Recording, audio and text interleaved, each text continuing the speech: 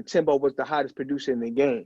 And when you listen to Pharrell's sound, yo, bro, you I gotta think stop that. it. Timbo was the hottest producer in the game at one point, bro. We got She feeling saucy, I'm feeling sturdy. I got a 4-piece, up in the 30. They tryna hold me, she like Curry. They feeling salty, I'm feeling sturdy. And then on another music note, so Pharrell was on Drink Champs, I meant to watch that shit. and when he was asked about who he thinks the best producer was, he had said Timbaland was, and it's not I even believe that. close. I believe that. And Nori got upset because he felt like Pharrell definitely held that position with, the catalog that he's done.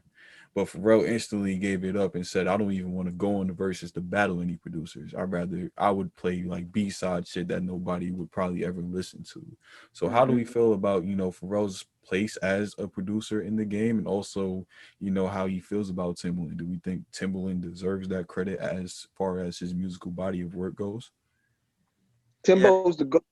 Timbo's the GOAT because he was able to, when you hear Hov say point out the bounce, Timbo's theory has always been, I need you to transcend genres.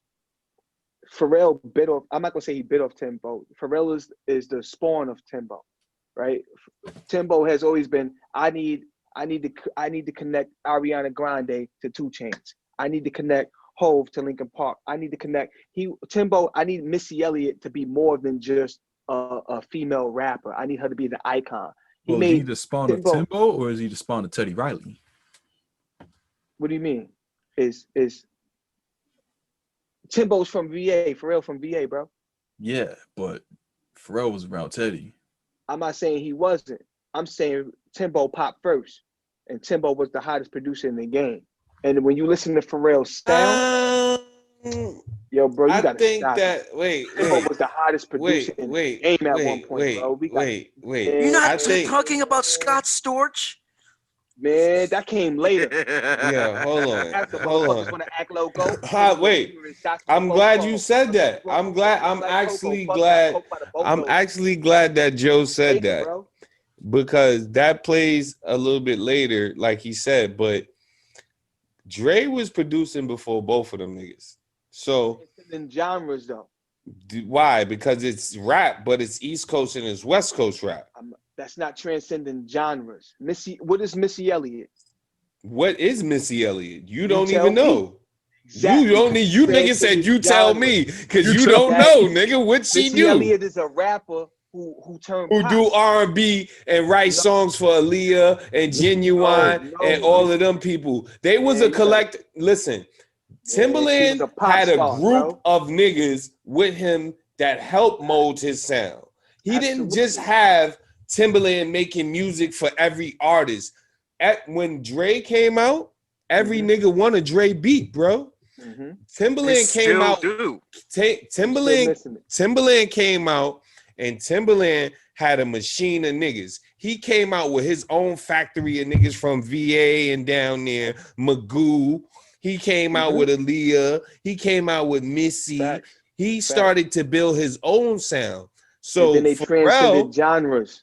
Pharrell came in giving a beat to a nigga like Nori, a nigga like Mace. What? A nigga. That's how he learned how to transcend genres, bro. This is what I'm trying to tell you. Timbaland didn't transcend to later. Pharrell came in already. Him and the Chinese nigga, they doing beats for Harlem World albums and shit, bro. That beats that you didn't even know that they was doing. When did I Can't Stop the Rain come out, bro? It's my window. That's like 95, 99, like 96, 97. What? Beat. Around that time. Yo, bro, Timbo's sound. See, I understand. I know where Pharrell origin Timbo's came from. first. I know how Pharrell pop, but you got to understand, Nori ain't shit compared to Aaliyah, bro. Nori ain't shit compared to Missy Elliott, bro. Nori ain't shit compared to Genuine. But once upon a time, Nori was one of the most hottest things walking this earth. I'm not saying he wasn't, bro. Nori, bro. When he was with Pharrell, He's one of the hottest niggas in the listen, it's all about mere timing. That's all it is about. It's about timing. It's about placement in hip hop. And the timing was when the nigga Timbaland got to Aaliyah, she was hot. She was already, age ain't nothing but a number he didn't have nothing to do with. So my question is this. She why got you think hot. Pharrell, yo, bro, why you going against what Pharrell said? That is a good point. Why you going against what Pharrell said? That's what Pharrell believe. I don't believe Timbaland's the hottest producer in the game. No, he's not the hottest producer in the game. He said Timbo was the GOAT. Oh, all right. So he said Timbo was the GOAT. He said I didn't get mad. Do that. They said Noriega got mad. Timbo the GOAT. Noriega. Nori got mad because Nori felt like, mad. How you not gonna look at it if you got Michael Jackson calling me, or not calling me, but saying that he wanted what Nori was on, like that. Yeah, that kind of beat, because niggas never heard those kind of sounds before. So even with Pharrell, right? Pharrell and Nori, I think Nori is a little bit biased because Nori had a chance to sign Pharrell, and that's one of Nori's biggest regrets ever. So if he from Nori's perspective, it's a little bit biased, bro. It is biased because he wants him to say he's the best because he gave Noriega his greatest hit, but that's not ever all his greatest hits. Because I feel like the way that people, and it's just like Pharrell's really just paying homage. Pharrell knows musically what he does is greater than Timbaland.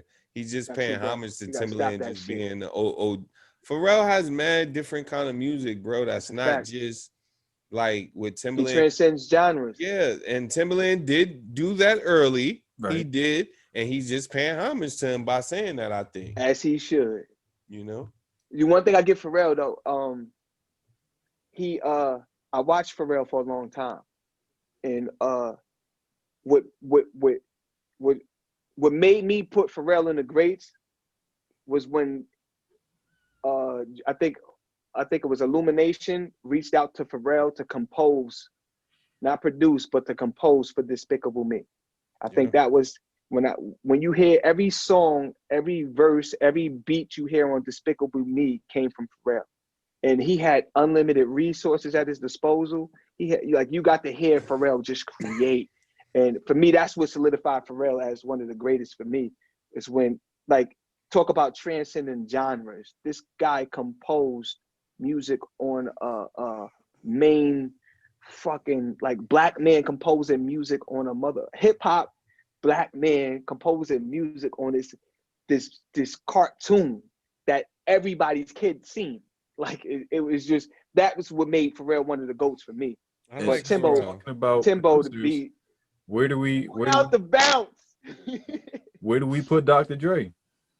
I don't know. I always gotta say shout out to Dame Grease. I always gotta say that shit, bro.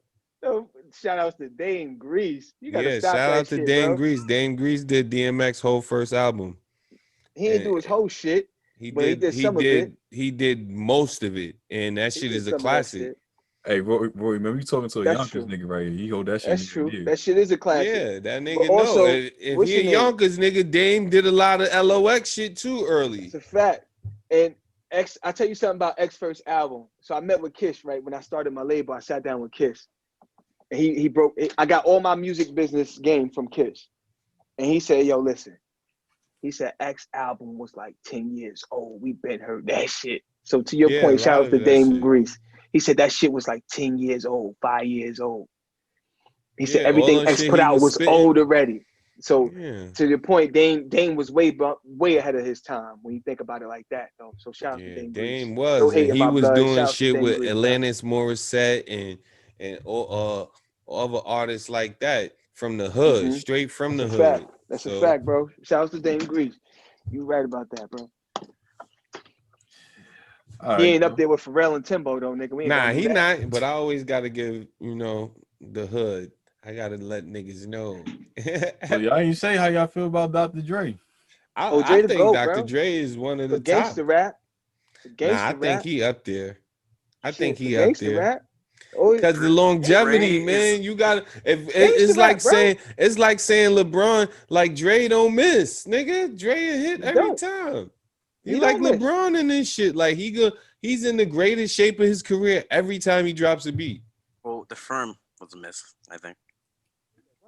Nah, that one track they had was dope. Whack beats for Nas. The whole idea was whack, but I think that one Pac killed that whole idea. That's why. Didn't Dre say the firm flopped? Like, wasn't that the whole? No, Pac said that. Pac said the firm flopped. The firm flop. Yeah, nah, he said that too. Dre said it too on Eminem. Nowadays, everybody want to. Oh, now that the firm flopping and the bird flocking, yeah. But that's just like Nas said, and he said, I never wear Esco. I got a new line coming like cinema. Niggas used to bust on Nas when he had that fucking Esco clothing line, bro. Hey, that shit was fake hard. I broke mad Willie Esco. See, but look, Nas said he never wore that shit. He probably didn't. Nas wasn't a businessman either, so he didn't even know if he wore his shit would have popped his dumb ass. Not at that time. He's still wearing Carl Canal, dumb ass, when he had his own clothing line. He's stupid as fuck. I think he got shot. Stop. He brought that back though. He got something. To do now with he's Carl doing Canal. his numbers. Now he understands business. Yep. But his first, it takes a businessman to know. Yeah. Because he got raped the first couple deals. The reason why Nas ain't at the same stature as Hov is because he got raped his first couple deals. Yeah, he said that. I seen a comment from Nas. Was that on Drink Champs too? Yeah, with Nas on Drink Champs. I just studied him. I didn't even watch Nas Drink Champs interview. I just studied Nas. And he said, did you ever not get to do a collabo that you wanted to do? Prince. And the nigga said, yeah, with Prince. And he said, Prince asked him, he said, well, do you own your masters? And he was like, nah, I don't own my masters, actually. He said, and I won't actually for a while. Yeah, so he did. Shout out to Drink Champs, yo. That's one of my favorite podcasts besides my own shit to watch because that shit is funny. She feeling saucy, I'm feeling sturdy. I got a 4-piece, up in the 30. They tryna hold me, she like curry. They feeling salty, I'm feeling sturdy.